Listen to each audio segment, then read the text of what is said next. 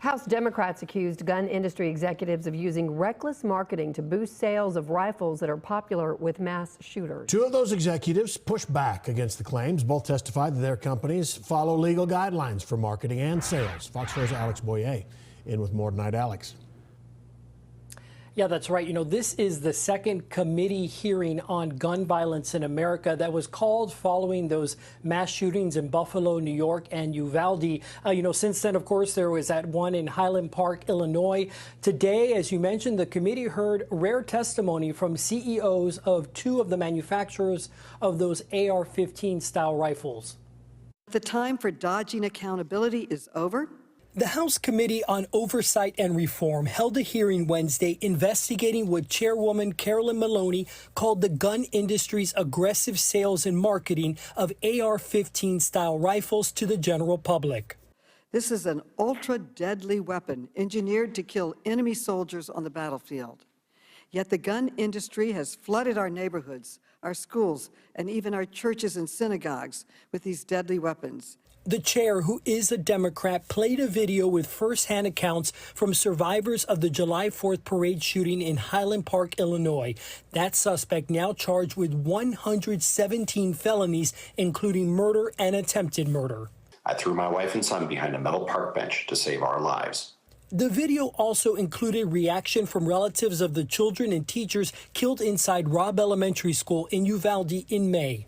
This picture was taken on her first communion on May 10th.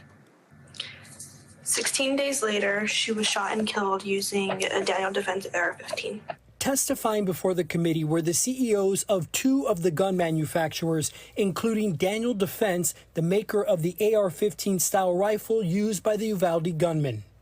I believe our nation's response needs to focus not on the type of gun, but on the type of persons who are likely to commit mass shootings. Also testifying, the CEO of Ruger, maker of the AR-15 style rifle used by the gunman who killed 25 churchgoers in Sutherland Springs, Texas, back in 2017.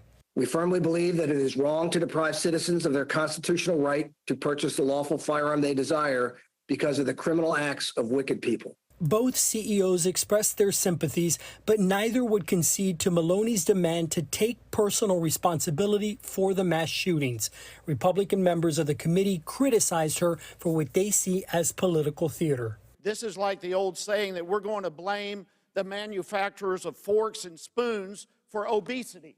I guess you're going to subpoena some of them as well. And later this week, the chair says that she hopes to vote on the first assault weapons ban in more than 30 years. She also said that the House plans to take action to end illegal immunity that has protected the gun industry from lawsuits. Now, keep in mind, of course, that Democrats do control the House, but would likely not have the support from the at least 10 Republicans that would be needed in the Senate for any of these measures to really move forward.